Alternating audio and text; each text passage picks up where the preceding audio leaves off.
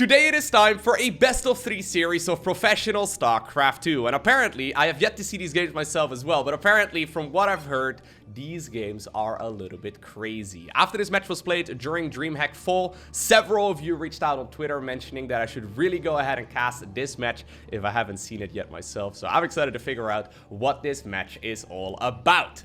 Now, spawning here in the bottom left-hand corner of Ice and Chrome, that's map number 1 in this best of 3 series, playing with the red Protoss probes from Denmark, we are looking at none other than MaxPax's main Nexus. His opponent in the opposite corner playing with the blue Zerg drones. I wouldn't be surprised if this man is one of the reasons why this series is apparently a little bit crazy, because he loves playing some weird StarCraft 2, which is one of the reasons why I'm personally a big fan of his playstyle. He goes by the name of Bly.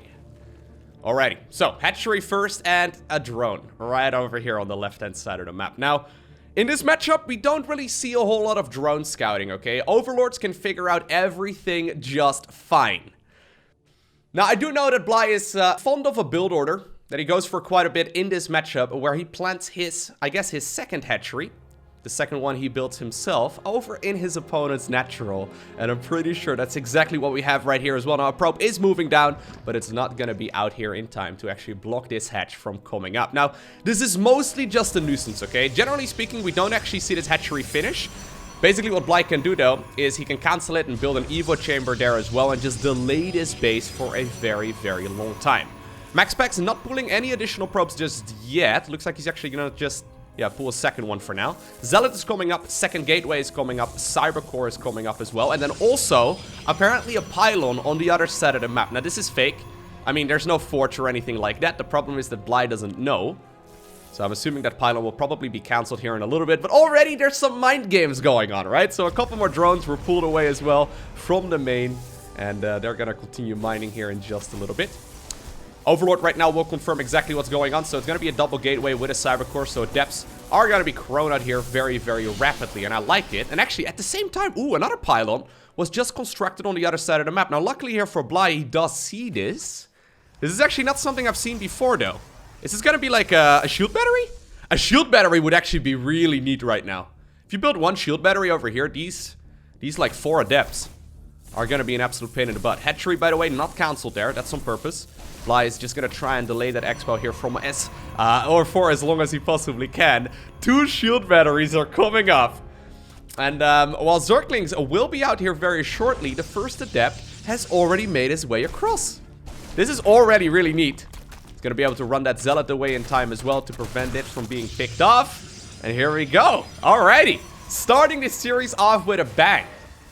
Now, this is Bly getting a taste of his own medicine.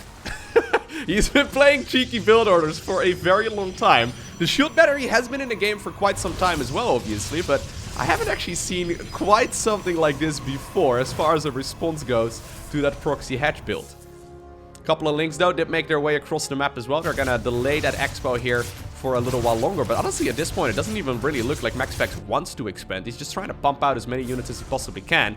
Gateway will be added on here as well, so that's going to be the 3rd gate. Obviously, with that gateway, he can also very rapidly warp in additional reinforcements. With the warp gate finishing up here, this is quite nice. Zealot right now being used as well to just continuously chase down those couple of lings, and I think eventually Bly is going to lose attention there, and those bad boys will get picked off as well. All right. Couple of spine crawlers coming up. Link speed is coming up as well. There is no like Ravager transition or anything along those lines. Obviously, there's no robo facility here, so it's not like these spine crawlers are going to easily be picked up. Battery overcharge only available when these structures are close to a nexus. I don't think you want to commit to building a nexus over there. That's probably a little bit too much. This is a lot of Zerglings, though. One thing that Bly could do is just go for an all-out run-by. Oh my god, he could actually just do an all-out run-by. These queens are going to hold for quite some time. Additional stalkers, though, are coming up as well. There's link speed. Oh, is this actually a wall-off? Oh my god, maybe Bly... yeah, he's not going to be able to actually leave his own natural here very easily, other than through the top section there. It looks like MaxPax is anticipating this. Additional spines, though, are coming up. One of the queens will get picked off as well. He's going to be able to sneak by. Okay, it's a little bit concerned there. Now, it doesn't look like he... doesn't look like he really wants to. He really wants to try, though, and see if he can potentially pick up at least that probe. Probe does stay alive for a little while longer. And these units, man, I mean, as long as these shield batteries have energy, they're going to stay alive. Half of the Zerglings, though, did move across the map, and this is actually really critical. I think you go after the pylon here, but he could certainly go after the probes instead of the main base too if he really wants to. This is a bit of a disaster though, because I don't really see what the long-term plan here is for Bly. A couple of units will get recalled. Okay, so this is actually really nice. Yeah, my call of going after that pylon probably not ideal. He just killed 8 of those probes. And despite the fact that it looked like this was a full wall off here for a little bit, I think that actually was the correct play. Just completing the wall off over there would have made it much harder for those Zerglings to leave.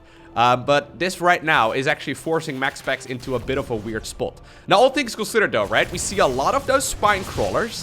One thing that we normally don't really talk about is the fact that a spine crawler does cost a drone.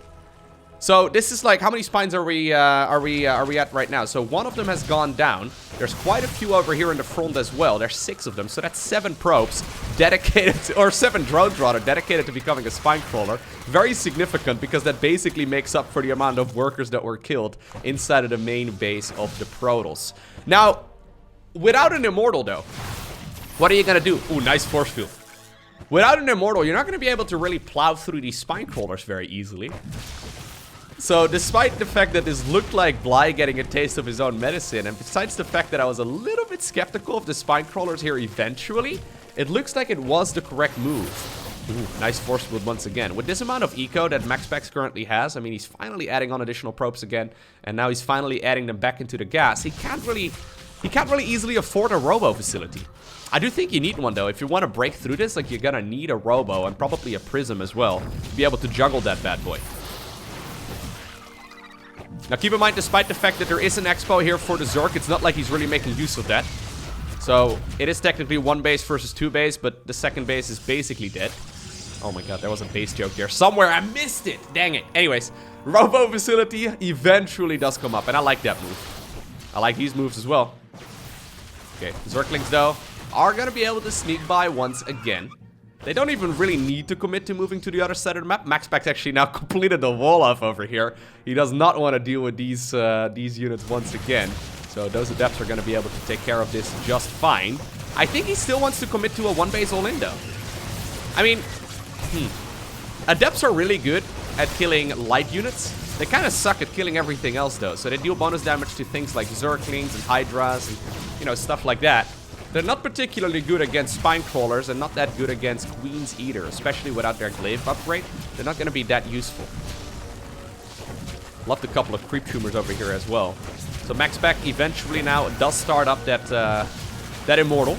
I'm wondering though if it's a little too late. Yeah, at this point it's going to be the Zerg player advancing. He sees that robo facility, so he knows that he's going to be on a bit of a timer. Bly decides to slowly but surely leapfrog some of those spine crawlers inside of the range right there of these structures. They're constantly poking away, and the energy is depleted here all the time on these batteries as well. Despite the fact that an immortal here is going to finish up, there's really not that much to keep it alive. That said though, I mean, it's still going to be absolutely fantastic when it comes to shooting down these structures. Obviously, immortals do deal a lot of damage here to these spines. Zerglings though coming up for the reinforcement, since they are very slow firing, immortals that is. Zerglings are a very effective counter, and I think that eventually Bly's going to be able to break on out of here. Okay. Yeah, I'm pretty sure that this is defended. Especially now with a couple of Ravagers into the mix as well with their corrosive biles. There we go. That's another one of the shieldy boys getting picked up. Beautiful defense here by Bly. Many a Zerg player would have lost in this scenario. Even players all the way at the highest level may have rushed out those Ravagers a little bit too quickly. But I think the Spine Crawlers actually were the correct call. Really cool. It's hard to differentiate between like someone who's going for a robo cheese and someone who's just following it up with gateways. The only way you're going to be able to figure that sort of thing out if you're Bly is by playing against this kind of thing many times. And I'm assuming at the very least that if you go for a Proxy Hatchery regularly, you'll probably see this kind of response every once in a while as well. Really cool. Now, I really feel like MaxPax is overcommitting here though. It might be time to just go home. Yeah, just give up this position, go home and expand. Main base is actually running dangerously low as well, right? That's only 4 mineral patches remaining. And despite the fact that Bly wasn't really making use of his expo earlier, you can see right now that that income advantage here is certainly in favor of the Zerg. Nicely done. Another small point, I guess, here in favor of the spine crawlers is the fact that any follow-up push right now from MaxPax, like say MaxPax wants to, I don't know, now turn this into a 2-base all-in, he still has 5 spine crawlers. Like 5 spine crawlers are not to be underestimated, right? Like at that point, Bly would probably have his 3rd base up, which is exactly what he's going to do right now. He could reposition those spines as well. Where do you go right now if you're the Protoss player? It almost feels like you have to just play full-on macro at this point and just try and expand towards, say, like a 3rd base yourself as well. Apparently, though, at this point, it's going to be the Zerg player who decides to get aggressive. He did remake the Robo, but a little too late. He's going to have to break out of his own base here, so that's these structures unpowered for at least a little bit. Without a Prism, this is going to be difficult to hold. 4 Overlords are coming up here for Bly, so it feels to me like he wants to maybe commit to this aggression for a little while longer. Okay. Now, Ravagers, very good at obviously dealing damage from a distance. Since they don't require any mid-game upgrades, they don't benefit from Bly or Reconstitution or Tunneling Claws or anything like that. They basically peak right as they come out, and they can come out really early. Which is why we see them being used on all kinds of Zerg cheeses here. Bly, though, in the meantime, I mean, while he's adding on a ton of Overlord, probably a little bit too many, he is just using them for drones. I thought that for a second, maybe he's opening up supply to follow up with a ton of roaches, but he's just going to add on additional workers here instead. Is he really setting himself up for like an Overlord drop? Needs to be at lair first, but it almost looked like he does want to follow this up with an Overlord drop. This is cool. This is really cool. All right, so Prism eventually does come. Okay. I think the Prism is going to be pretty much critical. I mean, I'm trying to think right now, right? If you let the Zerg player do whatever they like, if you leave them completely to their own, they're going to run away with the victory very quickly. You need to do some form of harassment. And when you think about it at this point, there's really not that much that Bly could go ahead and do against, you know, a Prism and 2 Immortals inside of it. The only problem is at that point, you leave these 2 Immortals, you know, on the other side of the map, your main base is not going to be very well defended. I don't think MaxPax could see that. So here's the 2 Immortals going into the plane. Here's the Overlord drop coming up as well. Man, sometimes people ask me if I've seen these games before I actually cast them. I haven't. It's just kind of predictable, the follow-ups with the positioning there. Sometimes people ask me if I have star senses with making these calls, but it's just that I've seen a lot of StarCraft. It's kind of what happens. Anyway. Nice pick off there. That's 100, down the drain, 100 minerals, 100 gas. Zerglings now, though, at the same time instead of the main base. Double Stargate follow-up here from MaxPax. This will get scouted here as well by these Zerglings, I'm assuming. He already did see one of the structures. If you lose this Prism, it's game over, by the way. You cannot lose this Prism. I'm assuming he clicked on those 2 structures. I mean, they look a lot like gateways, so he wouldn't actually know if he didn't click on it. Spire, though, is already coming up here for Bly, so that's a little bit of a gamble. I mean, I'm assuming it's going to be double Stargate Phoenix. Oh, it's going to be... It's 2020, Lowko! It's 2020. Of course it's going to be Void Race. What are you talking about, you idiot? In 2020, we go Void Race as a follow-up. 3rd Nexus is coming up as well. Oh, these Immortals. Yeah, they can certainly deal a little bit of damage. Now, what's this Spire going to be used for? That's my main question here. Usually, double Stargate against Spire is a heavy advantage for Protoss. Reason being is that Phoenix is absolutely murder Mutalisk, right? Mutas versus Void Race, though, is a little bit of a different dynamic that I'm not too familiar with, so I guess we'll find out. Did he see the Spire? No, he didn't see the Spire, but he's already starting up 2 Phoenixes. Probably realizing roughly what's going on here. He sees a bunch of gases being taken. I mean, he doesn't have full intel, but he does see that at least 5 gases are taken here for Zerg. Bly is fond of going for the Muta follow-up as well, so it's not really too out of the ordinary. Oh, I love this. Little elevator Overlord here, man. That's so sick. Alright. So this might very well turn into okay, if he gets the Prism, that's good. Recall, recall, recall. Good. Nice recall. Glad that he actually dropped the units out of there as well. Keeps all of it alive. Very critical. This could become a bit of a problem here for Zerg. Because... there's a bunch of Mutas out, and Mutas absolutely get murdered by Phoenixes. The thing is, at this point, Bly knows that there's Phoenixes, so he probably is going to stop making flying units altogether. And if you're making Phoenixes against Zerglings, it doesn't really help you out very much, right? So it looks to me right now, Bly is going to try and use his economical advantage here that he's had for a little while to go for what seems to be an all-in. Or at least some very dedicated pressure. Main base, completely wide open. Natural, it's gonna have Zerglings in it. Third base is gonna have Zerglings in it as well. Main base is gonna have Zerglings in it. Okay, well, MaxPax just dropped the ball. Well, he's gonna be fine here at holding some of these things. He is just taking a ton of damage. Oh my god, that's a disaster. Bailing Nest will be finishing up here very shortly as well. Actually, I think it already did. And while, I mean, the Phoenixes were dealing with the Mutas just fine, and while the Void Rays are going to be able to clean all of this up here eventually, this is so many losses here that I think that this is pretty much too much, right? Oh my god, even a couple of Corrosive Balls there connect with Void Rays. What? What? Oh, that's not supposed to happen. And with that, apparently, it's immediately called GG. Game number 1 goes in favor of Bly. Only between these two guys would we see Submarine. So the way it works, in case you're unfamiliar, there are 7 maps in StarCraft 2 on the ladder and in tournaments. And generally what happens is that players, when they play a best of 3 series, they get the veto maps, right? So in this particular case, both of them got the veto 2 maps. For some reason, Submarine made it through the map selection process, which is a little bit crazy because usually this is by far the cheesiest map in the map pool. Bly once more sending out a drone. Maybe it's not too crazy, actually. Most of them aren't feeling too comfortable playing cheesy or playing against cheese, but I guess that both of these guys feel perfectly at home on a map like Submarine. So here we go. Bly is sending out this drone towards the low ground, sees the probe, knows very well he's not going to be able to get the natural up, but already a second one of those workers, or I guess this is the first one, is being sent across. Now, Bly pretended like he was going to take this third base instead, but now there's another drone in a bit of a weird position out on the map. Where's this one gonna go? Wait, okay. Is he... What's he doing? Okay, no, he's just gonna take the natural at home. Okay, fair. And then I guess he still wants to go for a Proxy Hatchery over here instead of the natural. I thought for a second maybe he was gonna go for like a Proxy Hatch first and then a second Proxy Hatch over there, which would be a little bit crazy. Let's see how the Protoss decides to respond this time around. Okay, so this seems to be the most popular follow-up. This is what I've seen Stats play, what I've seen Showtime play, and they are kind of like the biggest macro players when it comes to playing with the Protoss pieces. Usually, they tend to pull 4 to 5 probes and then chrono boost out a Zealot and just kill that natural. This is usually the way to do it.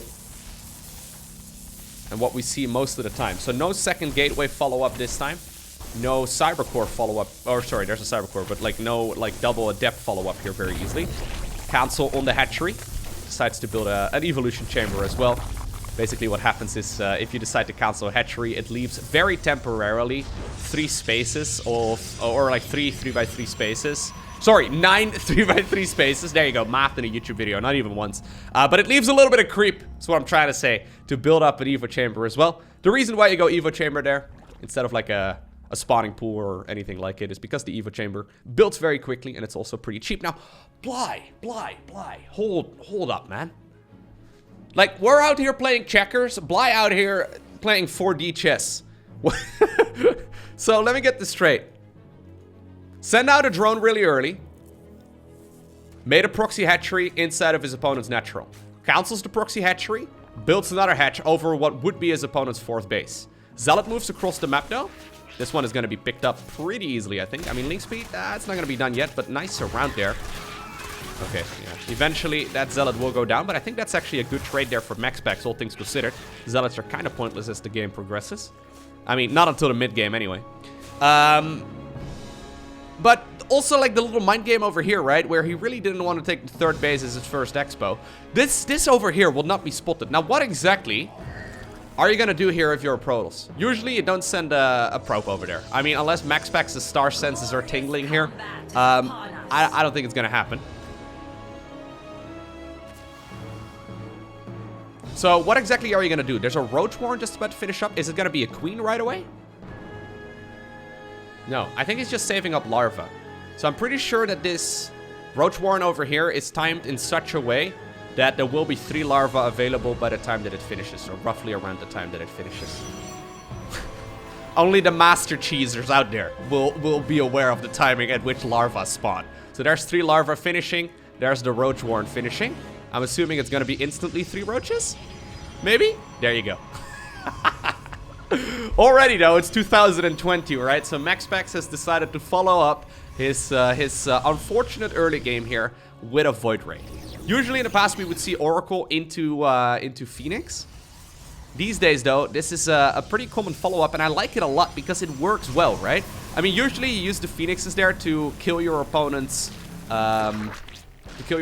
overlords. I mean, if this would have been a Phoenix follow-up right now, this would have been a disaster here for Bly. Or sorry, for MaxPax. In this case, though, I like the Void Ray way better. Shield batteries coming up once again. Zealot over there. Heard me call him pointless, so he decided to just stand in the wall. I like it. A couple shield batteries are coming up. Queen also now joining in the fray. The Queen's actually pretty sick, right? That Queen is gonna... Ooh, it's gonna aid quite a bit in dealing damage to these voids. Corrosive Bile still very helpful too. Shield batteries are gonna finish up here eventually, but it still takes quite some time. Nice little bit of micro there by Bly, morphing into Ravager Cocoon at the last possible second. Obviously, it will get cancelled before it finishes, but just forcing this Protoss player to constantly retarget. That said, though, this commitment here into that hatchery is absolutely massive. There's no additional queens marching through the center of the map, so I've got a feeling that despite the fact that this is looking a little rough here for Protoss, I think that this is pretty much held, and very nicely held at that as well. If you look at the worker counts right now, I mean, Bly is desperately trying to catch up in that worker count, but MaxPax right now ahead when it comes to army supply. He's ahead when it comes to workers. Well, actually, yeah, he's a couple workers ahead right now. He's also ahead just in general supply. So I'm liking this position for MaxPax significantly more than the previous game. Second Stargate is coming up. Is this gonna be mass Void Rays now? Is this really what we have? Were the people in Gold League right all along? I know for those of you that are in the metal leagues, right? In like, I don't know, bronze, silver, gold, platinum, right? If you're in one of those. You probably have experienced Void Rays since 2010. Void Rays, though, up until the previous balance patch, were considered to be kind of pointless. You would really only make them if your opponent really was going for a dedicated roach push, or if they had a lot of corruptors or something like that. But they were not a particularly good unit to just make as part of your main army, just because they're so slow and expensive and it doesn't really work. Now they're a little bit cheaper, they come out a little bit faster, and they're significantly quicker as well without their prismatic alignment, or sorry, without their, what's it called? Their fleet beacon upgrade, whatever it's called, okay? Their speedy boy upgrade. We'll call it that. Okay, there I gotta get the kill. Nicely done. A couple more Zerglings coming up as well. Oracle though available. Yeah, this is gotta go up here eventually. So, MaxPax, I don't know if I like this follow-up too much where he's producing 2 Void Rays at once, but it is something we haven't seen a whole lot yet. Brenda over here way out of position. She's gonna be picked off pretty much right away.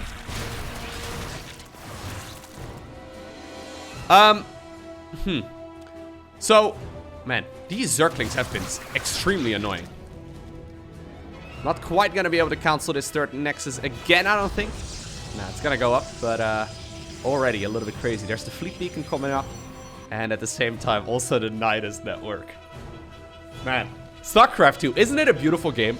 Like, get this, right? There's some people out there that prefer playing games where you only micro one unit. Imagine microing only one unit when you can micro many of them. What? This base over here, by the way, never gonna happen. Hatchery down south, also in a bit of a peculiar position. Normally we see the third base taken over here, but as long as MaxPax is taking control of the map, I think he's gonna be fine. Now let's have a look at that Nidus worm. Okay, yeah, Nidus is going up inside of the main base of the Protoss player in a location that he currently does not see. Void Rays are all over the map, so they're not here. I mean, you can recall it, but there we go. Units immediately scrambled towards the main base. A recall utilized there on those Void Rays, except one, because apparently he's being bullied. Now the Queens all of a sudden are inside of the main base, and that's enough Queens to actually take on these Void Rays in a head-on engagement. Oh my god. Corrosive Biles here is super useful as well. Yeah, just forcing these Void Rays once again to back up. Nidus Worm there inside of the natural as well. Still though, probes are pulled away too, ready to soak some of that damage. And I think that this is gonna be okay here For MaxPax, I mean, I'm saying that. There's a lot of probes going down. A couple of roaches also now popping out of that Nidus worm here at the third base. Zealots are coming up there too. Units that didn't quite die inside of the main base decide to pop towards the natural as well. And now all of a sudden, we are 22 probes down. Zerglings have made their way into the natural. MaxPax still ahead when it comes to the supply count, but he is trying to hold on right now, man. All it took was one pylon over there, right? He would have seen it a little bit quicker. This would have never happened. He knew that the potential for Nidus was there, but it came out a little bit faster than he was anticipating it. Well, there it is, by the way. Oh my god, that Zealot! That Zealot is treasonous, man. Did you see that? He just stepped aside as the Zerglings arrived. The punishment for treason is death, Mr. Zealot. I suggest you walk onto the creep and go somewhere, okay? Anyway, oh, it's Flux Veins. That's what it's called. So, Flux Veins is the speedy boy upgrade here for these Void Rays. Look at them. Look how fast they are! 2020 is a crazy time, man. Okay. I don't think these Nidus Worms are going to come up anymore. Prismatic alignment, super helpful in that regard. I love the fact, actually, that MaxPax decided to counterattack right now. He killed a lot of queens, and it takes a long time to build up that queen count, right? So you can't just pop those out of the hatchery very easily. I mean, you literally can, but it's very difficult to get them out at the correct moment. Prismatic alignment right now, very helpful as well when it comes to dealing with these spore crawlers, but right now these Void Rays are kind of stuck. Are there enough Hydras to clean this up? I think there's not. This is still a pretty crazy trade, though, here for the Zerg. I mean, Hydras are significantly cheaper than Void Rays, right? I mean, even after the patch, they're not a cheap unit. I think that this is gonna be pushed back here. Oof. Okay. I wasn't really paying attention there to what was going on inside of the main base. Can we please get a Revelation? MaxPax, come on, dude. They've buffed up Revelation last patch as well. It's much cheaper now. It's like half energy, okay? Used to be 50, now it's 25 if I recall correctly. Get rid of that Schumer inside of the main base so they can't just continuously send in those worms. Well, I guess one Zealot and one Oracle are gonna be enough to deal with that as well. There's a carrier coming up already. Hydra then actually gets denied. With that, the Muscular Augments upgrade as well. That's the Hydra movement speed upgrade. And as we pretty much all know, I mean, Bly doesn't really play by the StarCraft rules, it seems, but as we pretty much all know, Hydras are basically pointless without both of their upgrades, and they have neither right now, so this is kind of forcing those Hydras to stay onto the creep here until those upgrades are done. And this is gonna buy MaxPax, right, a lot of time. I mean, he's already going for the flyer upgrades. Love it. Big fan. Plus, he's getting himself those carriers out. Look how fast these things are, man. I almost feel like they are too fast. Don't get me wrong. I'm glad that they're being used in the multiplayer right now. But, man, these units are way quicker than, like, most. Like, one of the downsides of Skytles in the past was the fact that it was slow. But I don't think we can really say that anymore. These guys, they're so speedy. Is he gonna go for a split up right now with the Void Rays? Okay, a couple of Voids apparently are splitting themselves up from the main pack. By the way, I don't know if this is a byproduct from that. Oh my god, look at this. Look at that, like, snake of creep that's going over the minimap. Is this a byproduct from that Proxy Hatchery? I think it may have been the queen that laid down one of those tumors, although I'm not entirely sure. Anyhow, Void Rays can be picked up. But so can the Void, though. Or, sorry, Spore Crawlers can be picked up, but the Void Rays also will be denied pretty easily. Look how slow these Hydras are, bro! They're so slow. Hydras, you guys suck. I'm sorry. I'm just telling you how it is, okay? You're good against Void Rays, don't get me wrong, but, like, on creep, you guys are still too slow to actually catch up with Void Rays.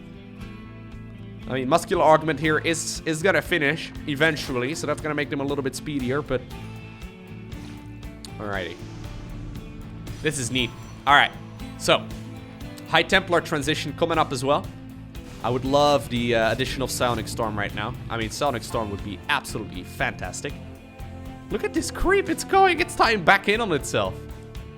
That's so sick, though. I mean, you could go for a queen push.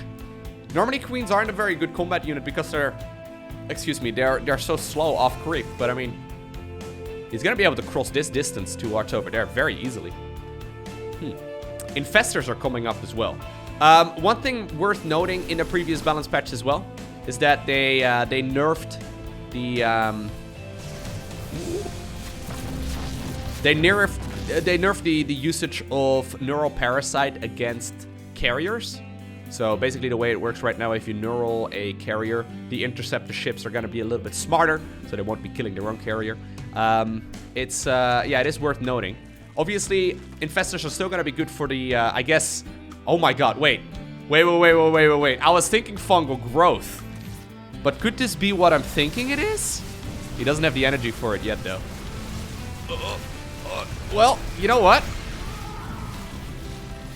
Nah, this is too much. Isn't this too much, Protoss? Charge is also so helpful here. Okay, there we go. Revelation, and there it is. Oh my god. You see all of those Hydras underneath the cloud. They are gonna... They're gonna be able to stay alive right now because of the new Infestor ability. We never ever see that Infestor ability being used. It's even to the point right now where I'm forgetting the name of it. Oh my god, hold up. Ah, of course. I had to look it up there on Wikipedia, but it's called Microbial Shroud. It's such a pointless ability and we never see it, but... Well, I guess it's not entirely useless. If your opponent doesn't have Storm, if your opponent is just focused on Sky Tools, I mean, Microbial Shroud does, I guess, get used every once in a while. That's pretty nuts, though. That said, I'm staring right now at the bottom section of the screen, right? This is still a lot of Protoss. I mean, he could just right-click on the hatchery. Hydras, they're so weak. I mean, they die so easily. So, Microbial Shroud essentially reduces the damage taken by 50% for the units underneath the cloud. So, yeah, I mean, it's cool, but it's still a win here for the Protoss player. Alright, so now that we've actually seen Microbial Shroud in a match, right? And it actually seemed useful for a little bit. Let's theory craft for just a second. So here's the thing. It only affects ground units, right? So units that are fighting inside of the cloud on the ground take half damage. It does not include structures. So the units that shoot from the ground to the air for Zerg are the Hydralisk and the Queen, right? It doesn't affect Mutas, it doesn't affect Corruptors. And the thing is, both the Queen and the Hydra aren't particularly good for anti-air uses. Not because they are like bad at killing things that fly, but because of the counters that Protoss has against those units. So in the previous game, I mean, it was literally Zealots, right? Doing a fine enough job dealing with the Hydralisk. But most of the time, if it's like a late game scenario... By the way, we just have a normal hatchery first and a pylon on the low ground. Oh my god, no, actually, never mind, there is still a drone. This is just a cheeky one right now though, because he doesn't even have the minerals for it. There's a forge first. Oh my god, there's actually a cannon rush. Okay, never mind. Anyways, what I'm trying to say is Storm good, Colossus good, Protoss units real good against Hydras in general, so Microbial Shroud not so good. Anyhow, here we go. Photon Cannon is coming up. There's a gateway over here on the low ground right now as well. We see a second pylon here coming up to complete that, I guess, tucked away Photon. And this is gonna now allow the Protoss player to start off this game with a cannon rush. Hatchery probably was the plan here for Bly instead of the main base of the Protoss. Spawning pool is extremely late though, and I've got a feeling here this might become a bit of an issue. There's the Photon Cannon finishing up. Probe will get picked off as well, so that's something worth noting. If you can kill that other probe as well, this might get slowed down ever so slightly, but luckily here for MaxPax, he does keep that bad boy alive. Hatchery will be cancelled. Maybe he's going to be able to use those minerals right now to build a hatch indeed inside of his opponent's main base. So that's something, but I'm a little concerned here for the timing of that Spine Crawler, right? I mean, if he wants to go for a Spine Crawler or a Roach Warren or anything like that, he's not going to be able to do it, right? I think he just has to go Spines. What are you going to do? So one feature on this map that is worth noting is the fact that you can't actually mine the second gas if you're a Zerg player, because this Photon Cannon is in range of the Gas Geyser. Meaning that the Ravager follow-up, which we see very often, is just not a good idea. A couple of Zerglings are now happening here as well. Photon Cannon on top of the ramp. Zealots, chrono boosted out. They're gonna deny this mining. And you know what? Even though there's a hatchery inside of the main base, and maybe he's gonna be able to get himself a couple of links inside of his opponent's main base as well, I am a little bit concerned here for our Zerg player. Brenda here eventually does come popping out of that hatchery, and that's nice and all. She's gonna be able to start getting some energy here. Maybe get a transfuse ready to go, but what are you gonna transfuse? Okay, Cybercore was, by the way, made as well at home, which I love. 2 shield batteries here coming up. MaxPax, gotta say, I love the way that you're approaching these games. Not afraid to, you know, deal with the cheekiness. The only thing I don't like here for MaxPax is that he doesn't know about this hatch inside of his opponent's, or inside of his own main base. So, it's gonna be a drone here, so I guess a spine crawler rush? I don't know, bro. Is it gonna be a spine crawler rush? Inside of the... Oh my god, I think it is. Yeah, there it is. Spine crawler's coming up. The problem is, though, is that, like, Zerg is not mining a whole lot here, right? And MaxPax is still mining happily off of all of these juicy mineral patches. And half the minerals are constantly denied here from Bly. Right now, with these stalkers in range of the hatchery, I mean, he could even just target fire down the hatch. Shield batteries are gonna be able to keep these 2 stalkers alive, and there's more and more of them coming. Oh my god, he's making a nexus! He's making a nexus! Can he battery overcharge that shield battery with that low ground expo? Oh, dude. I'm getting nerd chills again. That's like the 3rd time I've gotten nerd chills about a StarCraft game in a week. Oh, that's so sick. Spine crawler will get picked off. Yeah, this is game over for Bly, right? I mean, what are you gonna do? Well, roaches, though, did come up. Luckily here for MaxPax, he already has a Nexus as a backup. I didn't actually realize those roaches were being made inside of the main base of the Protoss player. Does Bly know about the Nexus? He does. He's got an Overlord right over there overseeing all of it. Yeah, roaches here coming up, so that's nice and all, but shield batteries. Very, very strong. Temporarily here, the production of the Protoss is going to be halted. If he ends up losing this Nexus, obviously, he's going to hit a supply block as well. Bly forced to cancel a couple of those roaches there. He can battery overcharge, though. Oh, he completes the wall off. Oh, he completes the wall off, so these poor little drones can't even evacuate their main base. Look at them cowering in fear there. Oh, that's game. That's got to be game, right? The roaches are going to be able to kill pretty much everything over here. So I'm pretty sure battery overcharge can be used on those shield batteries. He might not have use for it in this particular game. But yeah. This is weird. Theoretically speaking, okay, I was gonna say, theoretically speaking, Bly could attempt to start up from scratch again inside of his opponent's main base and take that expansion there instead. But obviously, MaxPax already fully saturated inside of his opponent's natural. He would be very, very far ahead. Anyways, that was an awesome series. I hope you enjoyed watching it. Now, if you did, do me a favor and hit that like button right below the video. That way, maybe this video is going to be picked up by the YouTube algorithm. It would be pretty neat if you decided to go ahead and do so. If you didn't like it, feel free to hit the dislike button as well. But at the very least, you know, do me a favor and interact there with the video down below. That would help me. Anyways, for now, I very much so want to thank you for watching. Special shout out as well to the Patreon supporters. Thank you guys very much for your generosity. I appreciate it. But have an amazing day. Don't forget to smile. And I'll see you once again tomorrow for another video.